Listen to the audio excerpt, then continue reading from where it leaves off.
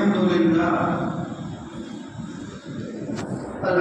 لله نحمده ونستعينه ونستغفره ونؤمن به ونتوكل عليه ونعوذ بالله من شرور أنفسنا ومن سيئات أعمالنا من يهده الله فلا مضل له ومن يضلله فلا هادي له ونشهد أن لا إله إلا الله وحده لا شريك له ونشهد أن سيدنا ونبينا ومولانا محمدا عبده ورسوله وصلى الله تعالى على خير خلقه محمد وعلى آله وأصحابه أجمعين أما بعد عن البراء بن عازب رضي الله تعالى عنه قال أمرنا رسول الله صلى الله عليه وسلم بعيادة المريض واتباع جنائزه وتشميت العاطش وعون المظلوم ونصر الضعيف وفش السلام وإبرار القسم وفي رواية وإبرار المحسن أو كما قال عليه الصلاة والسلام. یہ جو روایت میں نے پڑھی ہے یہ روایت بخاری میں بھی موجود ہے، مسلم شریف میں بھی موجود ہے، ترمذی میں بھی موجود ہے اور سنن الکبریٰ البیہقی میں بھی موجود ہے، اختلاف یسیر کے ساتھ مختلف کتب حدیث میں موجود ہے. یہ ایک لمبی حدیث ہے، اس کا آخر ٹکڑا میں اسلام آپ کے سامنے پڑھا ہے. نبی کریم صلی اللہ علیہ وسلم نے اس روایت میں 14 باتیں ارشاد فرمائی، مگر میں نے آپ کے سامنے پڑھی صرف 7 چیزیں. اس روایت کے راوی ہیں حضرت براء بن عازب رضی اللہ تعالیٰ عنہ. وہ نقل کرتے ہیں کہ نبی کریم صلی اللہ علیہ وسلم نے ہمیں 7 چیزوں کا حکم دیا. یعنی اس روایت شریفہ میں جو اخلاقی اور معاشرتی چیزیں ہیں نبی کریم صلی اللہ علیہ وسلم نے ان کو بیان فرمایا، تو ان میں 7 چیزوں کا حکم فرمایا ہے. اور اسی روایت میں ہے کہ 7 چیزوں سے آپ نے منع فرمایا ہے. جو 7 چیزیں میں نے پڑھی ہیں اس مختصر وقت میں یہی پوری ہو جائے تو غنیمت جان ہے. تو ہمیں حکم دیا ہے رسول اللہ صلی اللہ علیہ وسلم نے 7 چیزوں کا. نمبر 1 بعیادۃ المریض. جب کوئی آدمی بیمار ہو جائے تو اس بیمار کی مزاج پرسی کرنا، یہ معاشرتی اور ایک اخلاقی فریضہ ہے کہ ہم اس کی مزاج پرسی کے لیے جائیں.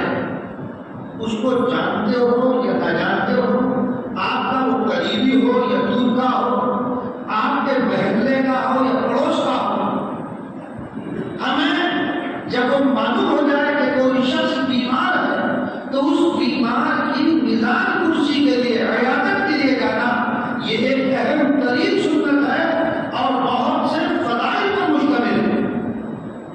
چنانچہ ایک روایت میں ہے، یہ بھی بخاری کی روایت ہے، نبی کریم صلی اللہ علیہ وسلم نے ارشاد فرمایا کہ ایک مسلمان جب کسی دوسرے مسلمان کی عیادت کے لیے جاتا ہے تو وہ اللہ کے باغاتوں میں سے باغ میں داخل ہوتا ہے. جب تک وہاں رہتا ہے تو وہ اللہ کے باغیچے میں رہتا ہے یہاں تک کہ وہ واپس آ جائے. یہاں تک کہ وہ لوٹ. اسی طرح ایک روایت اور نبی کریم صلی اللہ علیہ وسلم نے ارشاد فرمایا کہ جب کوئی مسلمان کسی دوسرے مسلمان کی مزاج پرسی کے لیے جاتا ہے تو وہ اللہ کی رحمت میں داخل ہوتا چلا جاتا ہے اور 70,000 فرشتے اس کے لیے دعائیں مغفرت کرتے ہیں. آپ اندازہ لگائیے کتنی بڑی فضیلت ہے بیمار کی عیادت اور اس کی مزاج پرسی کرنے پر 70,000 فرشتے دعا کر رہے ہیں.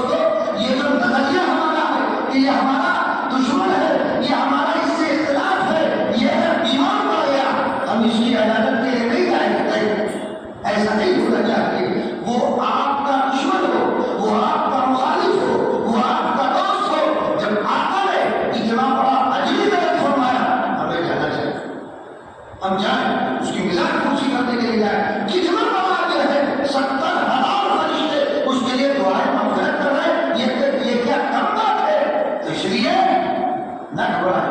آپ رسول اللہ صلی اللہ علیہ وسلم کی تعلیمات اٹھا کر دیکھیے. تعلیم میں واقعہ تھا. نبی کریم صلی اللہ علیہ وسلم ایک مسجد سے گزر رہے ہیں, وہاں سے کچھ رونے کی آواز آ رہی ہے. صحابہ کرام رضی اللہ عنہ اجمعین جو آپ کے ساتھ ہے, رسول اللہ صلی اللہ علیہ وسلم نے ارشاد فرمایا, جاؤ یہ آواز رونے کی کہاں سے آ رہی ہے؟ جس بستی سے گزر ہو رہا وہ یہود کی بستی ہے, وہ آپ کی جان کے دشمن ہے, وہ جس مذہب کو آپ لے کر آئے ہیں, جس کی آپ تبلیغ کر رہے ہیں, وہ اس کے بھی دشمن ہے. لیکن آقا کی تعلیم دیکھیے کتنی سنہری ہے. یہ نہیں کہ آقا نے ہمیں حکم دے دیا ہو, پریکٹیکل طور پر, عملی طور پر خود اس کو کر کے دکھایا. صحابہ کو ایک صحابی جاتے ہیں کہ رونے کی آواز کہاں سے آ رہی ہے, پہنچتے دیکھا کیا ہے کہ یہودی کا بچہ جو مرنے کے قریب ہے, موت کے بالکل قریب ہے, اس کا باپ بیٹھا ہوا توریت کی تلاوت کر رہا ہے اور گھر والے رو رہے ہیں کہ اس کا آخری وقت ہے. صحابی نے یہ منظر دیکھا, واپس آئے, نبی کریم صلی اللہ علیہ وسلم کو اطلاع دی. رسول اللہ صلی اللہ علیہ وسلم نے فرمایا, چلو ہم اس کے گھر چلتے ہیں, اس کی میراث پرچی کے لیے چلتے ہیں. وہ جو آپ کے جان کے دشمن, آپ کے لائے ہوئے مذہب کے دشمن, لیکن نبی کریم صلی اللہ علیہ وسلم اس کی پرواہ کیے بغیر کہ میرے ساتھ کیا ہوگا تشریف لے جاتے ہیں. اس کے گھر میں داخل ہو گئے.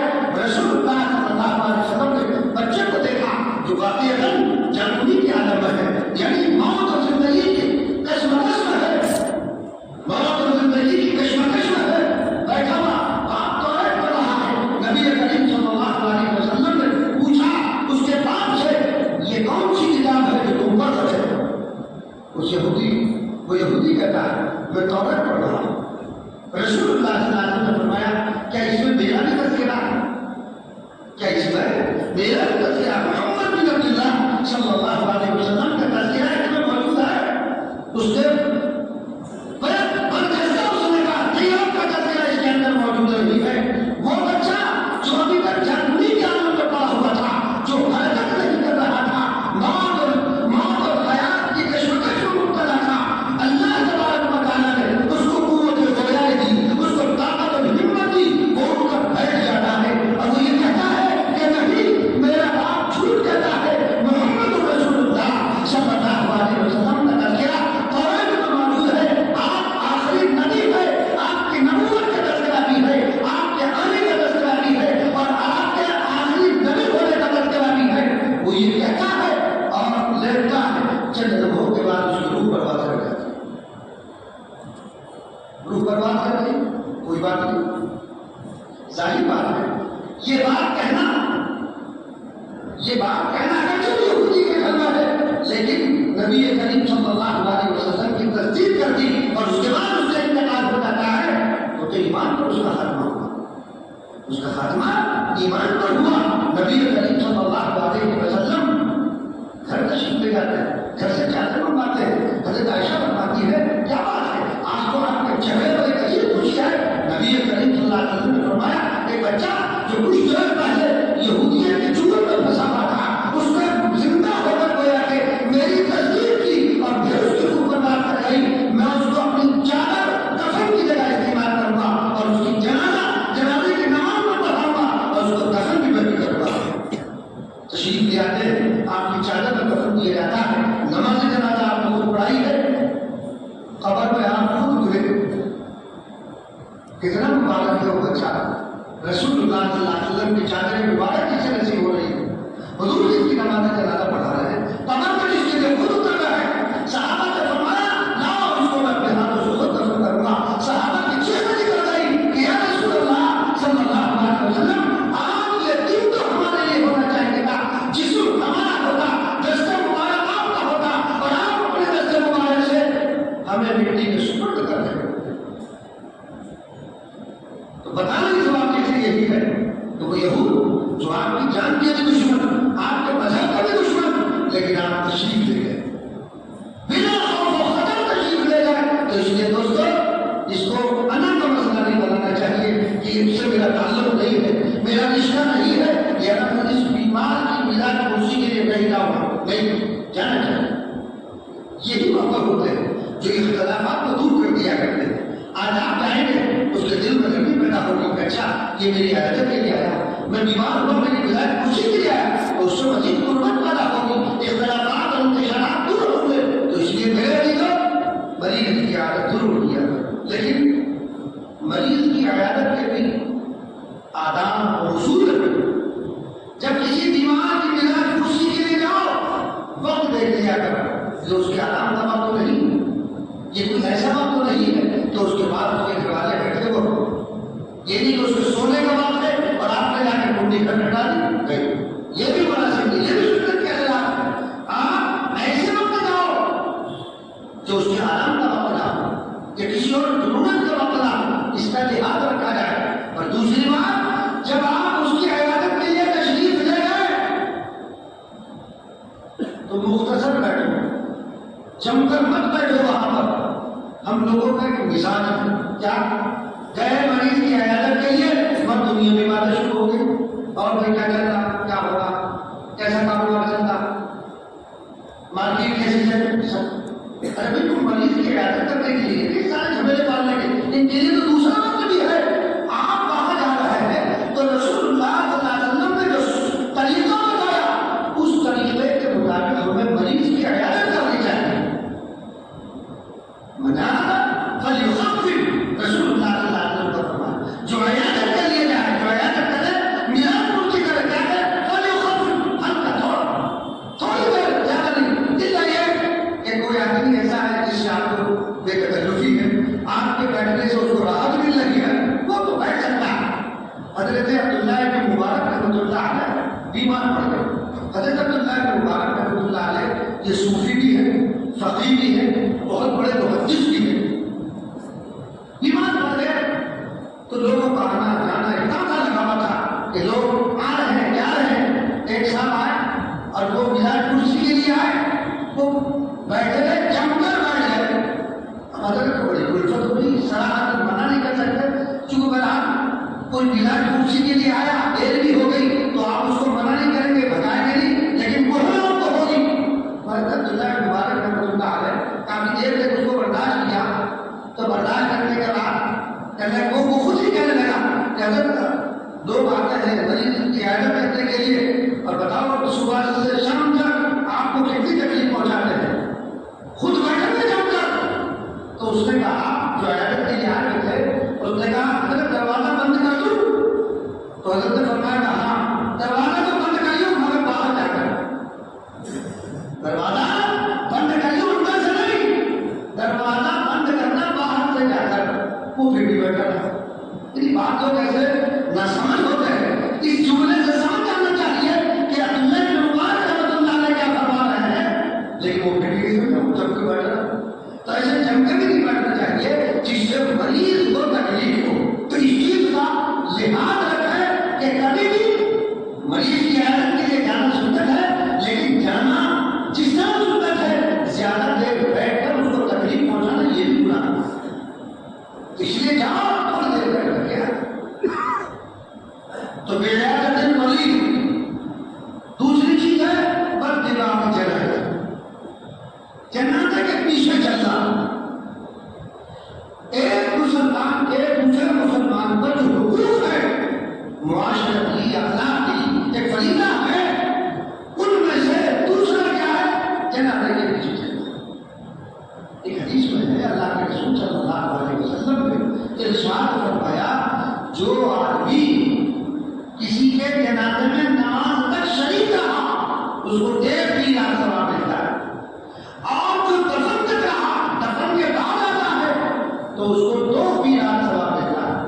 ایک صحابی نے اللہ کے رسول صلی اللہ علیہ وسلم سے پوچھا، ہماری یہ قرات کیا چیز ہے؟ حضور پاک علیہ الصلوۃ والسلام نے ان کو سمجھانے کے لیے فرمایا، پہاڑ کے برابر، یعنی اس کو اتنا دن ملتا ہے، اتنا دن جنازہ نہیں، 2 پہاڑوں کا برابر اتنا دن ملتا ہے، اتنا نہیں ملتا۔ جیسے پہاڑ ہوتا ہے، پہاڑ کتنا بڑا تو اتنا دن اس کو ملتا ہے۔ نماز جنازہ میں شریک ہونے پر 1 دینار اور دفن کے بعد آنے میں 2 دینار۔ اس لیے اگر کہیں معلوم ہو جائے کسی کا جنازہ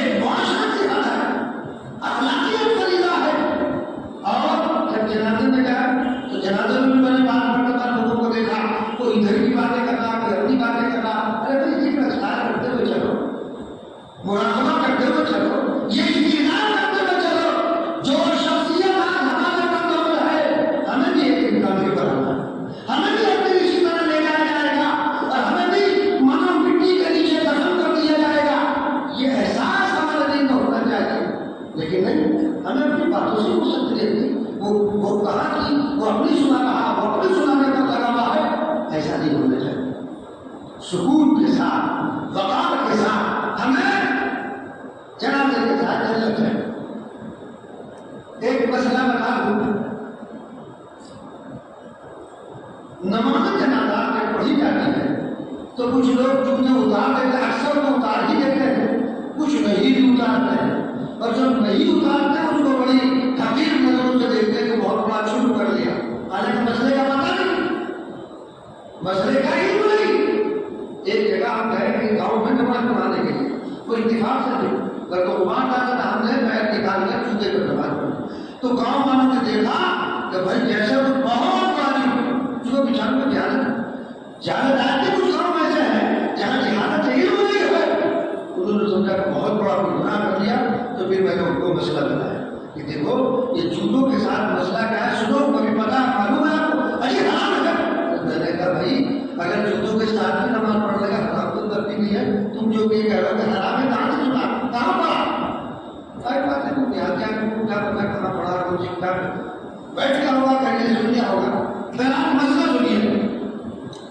اگر آپ چپل یا جوتا پہنے ہوئے اور اس جوتے یا چپل کے تلے میں کوئی ناپاکی نہیں لگی ہوئی ہے تو آپ جوتا سمیت جنازے کی نماز پڑھ سکتے ہیں، کوئی کرا سکتے. سمجھ میں بات آتا؟ اگر اس کے تلے میں کوئی ناپاکی کسی بھی قسم کی نجاست لگی ہوئی نہیں ہے تو آپ ان چپل اور جوتوں سمیت نماز پڑھ سکتے ہیں، کوئی فرق اس کے اندر نہیں ہے. نمبر 2، اگر آپ کے جوتے یا چپل کے تلے میں کوئی گندگی نجاست لگی ہوئی ہے تو چپل کو نکالنا پڑے گا. جوتا اگر ہے تو آپ پیر نکال کر جوتے کو اوپر رکھ کر پڑھ سکتے ہیں، فلاح اس میں بھی کوئی حرج کی بات نہیں. اگر چپل ہے، 2 پٹی والی چپل آپ نے پہن رکھی ہے، تلے میں نجاست ہے تو آپ اس کو پہن کر نہیں پڑھ سکتے، جائیں. اپنا چپل نکال دیجیے، اب آپ زمین کو پڑھ دیجیے. جوتا اگر ہے، پیر نکال کر جوتے کو اوپر رکھ کر اب آپ پڑھیں گے اور کوئی حرج کی بات نہیں، کوئی حرج نہیں، پڑھ سکتے. ایک مسئلہ. دوسرے ایک ہمارے معاشرے میں یعنی اللہ اور اس کے رسول صلی اللہ علیہ وسلم دین کو جتنا آسان بنایا، ہم نے کچھ رسومات کی وجہ سے دین کو مشکل کر دیا. نماز جنازہ پڑھانے کے لیے صاحب مراد آباد سے آ رہے ہیں، دیوبند سے آ رہے ہیں. یہ تکلفات صحابہ کے یہاں نہیں، یہ تکلفات صحابہ میں نہیں ملے تھے، تعمیر میں نہیں ملے تھے. تو محلے کے امام ہے جو فرد پڑھا سکتا ہے تو جو فرد کفایہ ہے وہ بھی پڑھ سکتا ہے. جو فرد پڑھانے کی صلاحیت رکھتا ہے کیا وہ فرد کفایہ ایسا نہیں کر سکتا؟ فلاں والے ان کے انتظار میں جنازے کو دیکھ لیں گے، گھنٹے 2 گھنٹے لوگ پریشان ہو رہے. یہ ایک رسم یاد رکھیے گا، صحابہ کرام کے ہاں یہ سب تکلفات نہیں تھے، یہ تکلفات ہمارے یہاں ہیں. وہاں تو اتنا بھی تکلف نہیں ہے. نکاح پڑھانے کے لیے ہمارے یہاں کیا ہوتا ہے، جناب فلاں حضرت کیا ہے، فلاں جگہ سے فلاں کو بلایا جا رہا ہے. کیا تعلیم روایات آپ مجھے دکھا سکتے ہیں کہ نبی کریم صلی اللہ علیہ وسلم کو باقاعدہ اس کے لیے دعوت دی گئی ہو، حضور نے اس کو انتظار ہوا اور پڑھایا ہو؟ ہاں یہ تو ملے گا. حضرت جابر بن عبداللہ رضی اللہ عنہ نبی کریم صلی اللہ علیہ وسلم کے مجلس میں حاضر ہوئے. خاص قسم کی خوشبو ہوتی ہے جو شب طوفان میں لگائی جاتی ہے، اس کے اثرات ان کے کپڑے پر تھے. نبی کریم صلی اللہ علیہ وسلم نے ان کو دیکھ کر فرمایا، اے جابر بن عبداللہ کے کپڑے دکھاؤ کہ جی رسول اللہ نے. مطلب آپ اس سے اندازہ لگائیے، آپ اس سے کیا سمجھے؟ حضور پاک علیہ الصلوۃ والسلام کو نکاح کے لیے دعوت دینا ضروری نہیں سمجھا. صحابہ سے زیادہ کوئی جانسار رسول اللہ صلی اللہ علیہ وسلم کو ہو سکتا ہے؟ صحابہ سے زیادہ کوئی عاشق ہو سکتا ہے؟ نہیں. یہ تکلفات نہیں تھے، یہ ہمارے یہاں مسجد کا جو امام اصل تو حق ہے قاضی کا، اصل حق کس کا ہے؟ قاضی کا، امام جامع مسجد کا. یہ ترتیب ہے. جو آپ کا یہاں کا امام جامع مسجد ہے وہ بلا دیا جائے، ان سے نماز پڑھوایا جائے، دور جانا سے پہلے اگر کوئی آ جائے وقت میں تو ٹھیک ہے، اس کے لیے انتظام کرنا یہ مناسب بات نہیں۔ ایسے ہی آپ نے دیکھا وہ ہر جگہ انسان کے جو جذبات جڑے ہوتے ہیں، انتقال ہو گیا، ابھی فلانا نہیں آیا، مغرب میں اعلان تھا، عشاء ہو گئی، رات کو 11 بج گئے 12 بج گئے کہ جی فلانا رشتے دار نہیں آ رہا ہے، کیوں بھائی؟ رسول اللہ صلی اللہ علیہ وسلم کی تعلیم کیا ہے؟ رسول اللہ صلی اللہ علیہ وسلم نے فرمایا اچھے لوگ کیا کرو، تم اپنے مردوں کے سلسلے میں جلدی کرو، تو دیر تک کرو، اس کے ٹھکانے تک جلدی پہنچاؤ۔ اسی لیے حکم یہ ہے کہ جب جنازے کو لے کر کے چلو تیزی سے چلو، تیز قدموں سے چلو، آہستہ نہیں، تیز قدموں سے چلو۔ وہاں اللہ مستحب یہ ہے تیزی کے ساتھ چلو، وہ جس جگہ جو اس کا ٹھکانا ہے وہ جلد سے جلد وہاں پر پہنچ جائے۔ ہم انتظار میں ہو گئے صاحب، ابھی فلاں رشتے دار آ رہا، ابھی فلاں رشتے دار، یہ صحابہ نہیں کیے ایسا، اور آج بھی اہل عرب کا آج بھی یہی ہے، انتقال ہوا ان کے یہاں غسل کفن میں جتنی دیر لگتی ہے بس اتنی دیر غسل دیا، کفن دیا اور فوراً نماز جنازہ اور فوراً تدفین، آج بھی وہاں یہ معمول ہے۔ یہ نہیں ہوتا کہ فلانا رات کو انتظار ہو رہا ہوتا اور لوگ ادھر پریشان ہو رہے ہیں، یہ ایک اچھی خاصی اذیت ہے، یہ ایک اچھی خاصی اذیت ہے، ایسا نہیں ہونا چاہیے، ایسا نہیں کرنا چاہیے۔ ہم کہہ تو دیتے ہیں لیکن جب ہمارے ساتھ گزرتی ہے کہ ہم اس کے خلاف ہی کرتے ہیں۔ اس کے ساتھ اس کا بیٹا وہ بھی آخری وقت میں چہرہ دیکھ لے، ٹھیک ہے، اچھی بات ہے، لیکن آپ پریشان کیوں کر رہے دوسرے کو؟ ادھر تو حضور فرمانے کا کیوں ہوتا ہے، تم اپنے مردوں کو سلسلے میں جلدی کرو، تاخیر سے کام نہ لو، اور یہ تمہارا یہ حال یعنی انسان شریعت کو اپنے تابع کرنا چاہتا ہے، شریعت کے تابع نہیں ہونا چاہتا، شریعت کو اپنے تابع کرنا چاہتا، خود شریعت کے تابع ہونا نہیں چاہتا، تو اس لیے مزاج بناؤ کہ اپنے آپ کو شریعت کے تابع کرو۔ کوئی بات بتا دی جائے اگر میرے ساتھ کا وہی ہے تو مجھے تو ماننا چاہیے کہ اگر یہ بات شریعت کے خلاف ہے اور میں کر رہا ہوں، مجھے اس کام سے ہٹ جانا چاہیے، اس بات سے ہٹ جانا چاہیے، وہ کام نہیں کرنا چاہیے۔ شریعت ہمارے گھر کی نہیں ہے، کسی کے باپ دادا کی نہیں ہے، شریعت اللہ اور اس کے رسول صلی اللہ علیہ وسلم کی ہے۔ جو حکم آ جائے ہم نافذ کرنا، اور اگر تم نے شریعت کو نہ مانا، ایک یہودی آتا ہے حضرت عمر رضی اللہ تعالیٰ عنہ کے بعد حضور پاک علیہ الصلوۃ والسلام سے فیصلہ کرا لیا تھا اس معاملے میں، حضرت عمر رضی اللہ تعالیٰ عنہ کے پاس پہنچا کے لگے کیا کہتا محمد نے فیصلہ صحیح نہیں کیا صلی اللہ علیہ وسلم، صحیح نہیں کیا فیصلہ، چلو عمر سے کہتے ہیں۔ پہنچ گیا حضرت عمر رضی اللہ تعالیٰ کے پاس اور وہاں جا کر یہ کہہ دیا میں محمد بن عبداللہ صلی اللہ علیہ وسلم سے فیصلہ کرا کے آ رہا ہوں، مگر انہوں نے صحیح فیصلہ نہیں کیا۔ حضرت عمر رضی اللہ تعالیٰ جلالی آدمی ہے اور اللہ نے بڑا علم بھی دیا تھا، انہوں نے فرمایا اچھا رسول اللہ صلی اللہ علیہ وسلم سے تم نے فیصلہ کرا دیا ہے، ٹھہرو ابھی میں تمہارا فیصلہ کرتا ہوں۔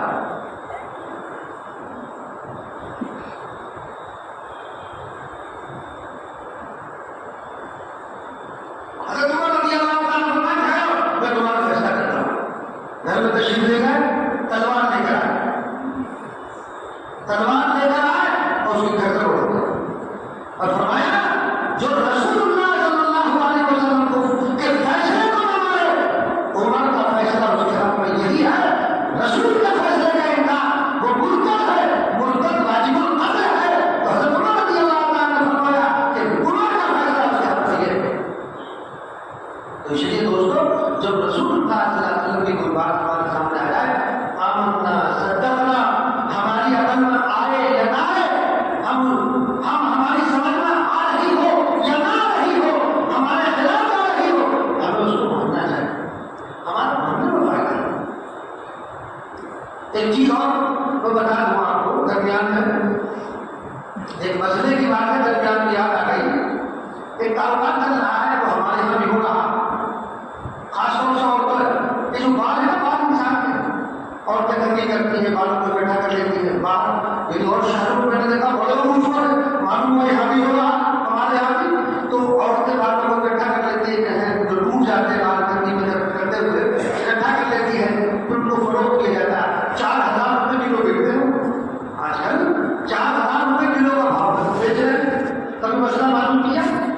کسی مفتی سے پوچھا کہ بھائی یہ جائز ہے کہ ناجائز ہے؟ ہمارے یہاں ایک عجیب بات ہے، کہیں چل رہا ہے تو چلے رہے، ارے بھائی یہ تو کوئی چلن شریعت کے خلاف ہے، ہمیں اس کے خلاف تھوڑی چلنا ہے، جو شریعت کا حکم ہوگا اس کو مانا۔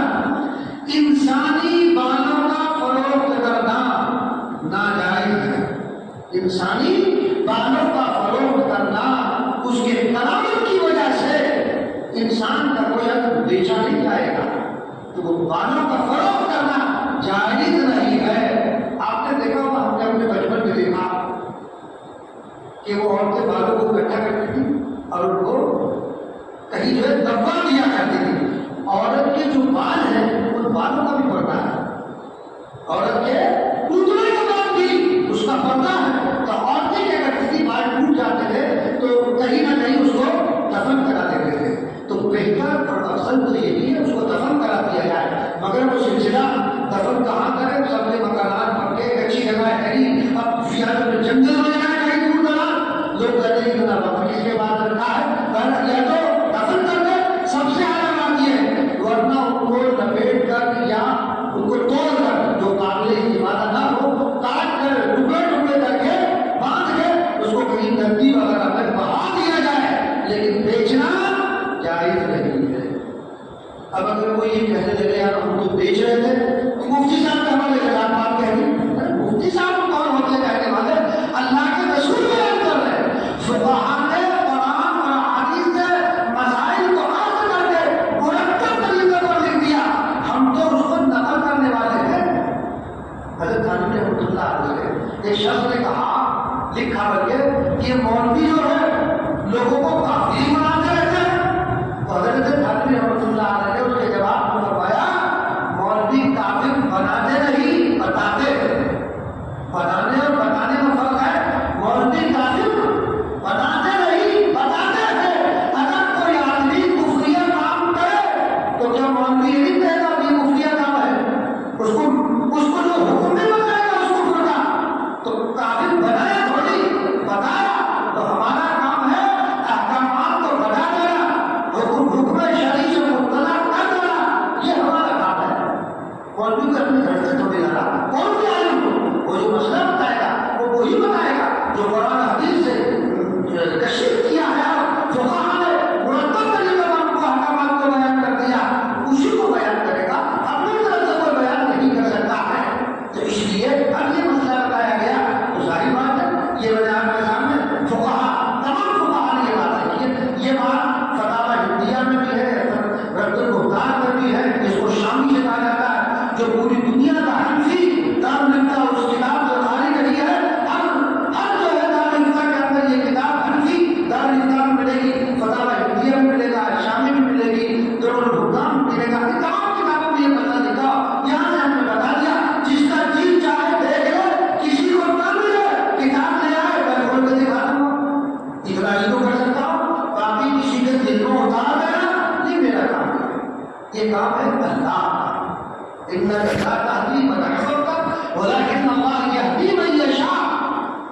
نبی کسی کو ہدایت نہیں دے سکتا، ہدایت دینا اللہ کا کام ہے۔ تو ظاہر بات ہے جب نبی کسی کو ہدایت نہیں دے سکتا، ہدایت نبی کے اختیار نہیں، آپ کو میرے ہاتھ میں کیسے ہو جائے گی؟ تو اس لیے اس ہدایت کا دل کو اتارنا یہ کام اللہ کا ہے، یہ ہمارا نہیں ہے۔ ہمارا کام شریعت کے احکامات سے باخبر کر دیتا ہے۔ اب اسے کوئی مانے فائدہ نہیں مانے گا تو نقصان اپنا ہے، ہمارا کوئی نقصان نہیں۔ تو اس لیے دوسری چیز کیا ہوئی؟ دوسری چیز ایک دلبندگان جنازے کے پیچھے چلنا۔ تو میں نے کہا تھا کہ یہ 7 چیزیں ہیں۔ تشمیت العاطش، چھینکنے والے کے جو چھین رہا ہے اس نے الحمدللہ کہا، اس نے جواب دیا رب اللہ کہنا۔ نمبر 3 کمزور کی مدد کرنا، کمزور کی مدد کرنا، مظلوم کا تعاون کرنا، سلام کو عام کرنا، اور جس نے کوئی قسم کھا رکھی ہو اللہ پر اور اس قسم کو پورا نہ کرنا، اس کو بری کرنے کے لیے اس قسم سے اس میں تعاون کرنا۔ ترجمہ میں نے کر دیا ہے اور اب موقع نہیں ہے، 1:09 ہو چکے ہیں، تو انشاءاللہ پھر کسی موقع سے بات ہو گئی یہاں تک پوری۔ اب ایک آخری بات آپ بتا کر کروں گا، بڑے دل کی گہرائیوں کے ساتھ یہ بات آپ حضرات کی خدمت میں پیش کرنے جا رہا ہوں۔ عید کے بعد سے سوشل میڈیا پر جو کچھ چل رہا ایسا نہیں ہے کہ میں تو اس سے باخبر نہ رہتا ہوں، مجھے الحمدللہ ساری چیزوں کی خبر اور اطلاع رہتی ہے۔ مجھے کہنا صرف یہ ہے کہ آپ اس اختلاف میں مت پڑو، وہ ادھر سے آڈیو بھیج رہے ہیں، آپ ادھر سے پیغام بھیج رہے ہیں، ہر ایک اس میں مت پڑو۔ بڑی دردمندانہ میری آپ سے بالخصوص ہمارے نوجوان سے یہ اپیل ہے، دیکھو میں یہی کا ایک فرد ہوں، یہ میری بستی ہے، یہ میرا مادر وطن ہے، میرا وطن اصلی ہے۔ اگر آپ کوئی غلط کام کریں گے کیا میرا فریضہ نہیں ہے میں آپ کو اس سے باخبر کروں؟ یہ میری ذمہ داری میں داخل نہیں ہے، یہ میری ذمہ داری میں داخل ہے کہ جس چیز کو میں برا کر سمجھتا ہوں شریعت کی نظر میں اس چیز کو منع کرتا ہوں، اور یہ میرا منع کرنا کسی سے میری کوئی ذاتی دشمنی تو ہے نہیں، سب میرے کو ہے، سب سے مجھے تعلق ہے، پوری بستی ہماری اپنی ہے، مجھے کسی سے کوئی دشمنی نہیں ہے، میں دشمنی رکھ کے کروں گا کیا؟ میں جب خود کر رہا ہوں، حدیث پڑھ کر تو میں سن رہا ہوں، صرف من بتا رہا غافور من بتا، جو رشتہ توڑے تم جوڑو، تو میں کیسے یہ کہہ سکتا ہوں، یہ دل میں یہ بات رکھ سکتا ہوں فلاں میرا دشمن ہے، جو مجھے گالیاں دے رہا ہے، جو مجھے برا بنا کر رہا ہے، کوئی بات نہیں، ہم ان کو دل سے لگائیں گے، ہم آج ان کو دل سے لگائیں گے، وہ ان کا ضرف ہے، یہ ہمارا ضرف ہے کہ وہ ہمیں کتنے گالیاں دے، الحمدللہ ثم الحمدللہ ہم نے جن بزرگوں کی چوٹیاں سیدھی کی ہے اور جن کی خدمت میں ہم نے اوقات گزارے ہیں، ہم نے ان سے یہی سیکھا ہے، کوئی اگر تمہیں گالی دو خندہ پیشانی کے ساتھ اس کو برداشت کر کے گالی کا جواب گالی سے نہیں بلکہ گالی کا جواب شرافت کے ساتھ، اخلاص کے ساتھ، للہیت کے ساتھ، احسان کے ساتھ اس کا جواب دیا جائے گا۔ میں نے اب تک سوشل میڈیا پر کسی کا جواب نہیں دیا، اگر کوئی کام بھی ہو رہا ہے ایک دو کو بھیجا وہ بھی خیر کی بات، اللہ تعالیٰ کو عمل سلیم فہم سلیم عطا کرے۔